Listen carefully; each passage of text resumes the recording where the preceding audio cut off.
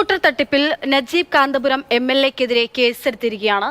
പുലമാന്തോൾ സ്വദേശി അനുപമയുടെ പരാതിയിൽ പെരിന്തൽമണ്ണ പോലീസാണ് കേസെടുത്തത്. വഞ്ചനാ കുറ്റത്തിനുള്ള വകുപ്പുകൾ ചുമത്തിയാണ് കേസെടുത്തിരിക്കുന്നത്. അരുൺ അമൃതനാഥ് വിവരങ്ങളുമായിട്ടുണ്ട്. അരുൺ, ഇതിന്റെ ഭാഗമായിട്ടുള്ളവരൊക്കെ ഞങ്ങൾ ഇതിന്റെ ഭാഗമായി പോയി എന്ന് പറയുന്ന ഒരു സാഹചര്യമാണ്. നേതാക്കളൊക്കെയും ഞങ്ങൾ പോലും അറിയില്ലായിരുന്നു, എല്ലാവരും എങ്ങനെ കബളിക്കപ്പെട്ടോ അങ്ങനെ തന്നെയാണ് ഞങ്ങളും കബളിപ്പിക്കപ്പെട്ടതെന്നാണ് പറയുന്നത്. ഇപ്പോൾ പരാതി, അതായത് കേസിന് ആസ്പദമായിട്ടുള്ള പരാതി എന്താണ്, ഏതൊക്കെ വകുപ്പുകൾ ചുമത്തിയാണ് കേസെടുത്തിരിക്കുന്നത്? പോകാൻ പറ്റാത്തൊരു സാധനങ്ങൾ ചിലർ കൊണ്ടുപോകും.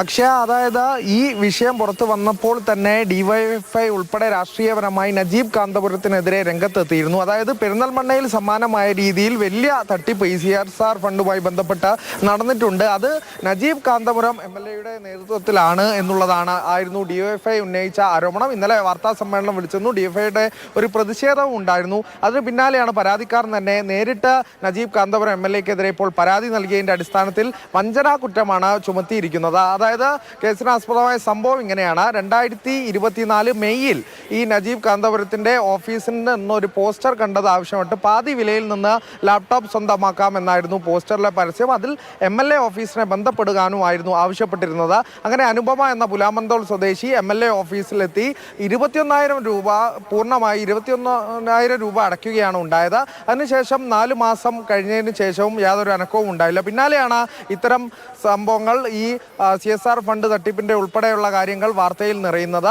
ഇത്തരത്തിൽ നജീബ് കാന്തപുരം MLA-യുടെ ഉൾപ്പെടെ ആരോപണ വിധേയമായ സാഹചര്യം ഉണ്ടാകുന്നത്. അങ്ങനെ ഇന്ന് പെരിന്തൽമണ്ണ പോലീസ് സ്റ്റേഷനിലെത്തി പരാതി നൽകുകയായിരുന്നു. ഈ പരാതിയുടെ അടിസ്ഥാനത്തിൽ പെരിന്തൽമണ്ണ പോലീസ് ഇപ്പോൾ കേസെടുത്തിരിക്കുന്നു എന്നുള്ളത് ഏറ്റവും പ്രധാനപ്പെട്ട വിവരം തന്നെയാണ് ഉണ്ടായത്. അത് വലിയ രാഷ്ട്രീയ ചലനം തന്നെ ഉണ്ടാക്കും എന്നുള്ളത് തന്നെയാണ്. കാരണം ഒരു കേസിലേക്ക് കാര്യങ്ങൾ എത്തിയിരിക്കുന്നു. നജീബ് കാന്തപുരത്തിനെ സംബന്ധിച്ച് പറയുമ്പോൾ നജീബ് ഏറെ നിർണായകമായ തെരഞ്ഞെടുപ്പ് വിധി ഉൾപ്പെടെ ഉണ്ടായിരുന്നു. 38 വോട്ടിനാണ് കഴിഞ്ഞ തെരഞ്ഞെടുപ്പിൽ നജീബ് കാന്തപുരം ചരിത്രപരമായ ഒരു വിജയം പെരിന്തൽമണ്ണയിൽ നേടിയത്. 38 വോട്ടിന്റെ ഭൂരിപക്ഷം. അത് കോടതിയിൽ ഉൾപ്പെടെ പോയി, അത് വിധി അനുകൂലമായതാണ് നജീബ് കാന്തപുരത്തിന്. പിന്നാലെയാണ് ഇത്തരത്തിൽ പ്രതിരോധത്തിലാക്കുന്ന ഒരു കേസ്. അത് കേരളമാകെ അത്തരത്തിൽ കത്തി നിൽക്കുന്ന ഒരു കേസിൽ MLA പ്രതിയാകുന്ന തരത്തിലേക്ക് കാര്യങ്ങൾ എത്തുന്നത്, MLA-ക്കെതിരെ ആരോപണങ്ങൾ നീളുന്നത്. അതിൽ പോലീസ് ഇപ്പോൾ കേസെടുത്തിരിക്കുന്നു എന്നുള്ള സുപ്രധാനമായ ഒരു വിവരമാണ്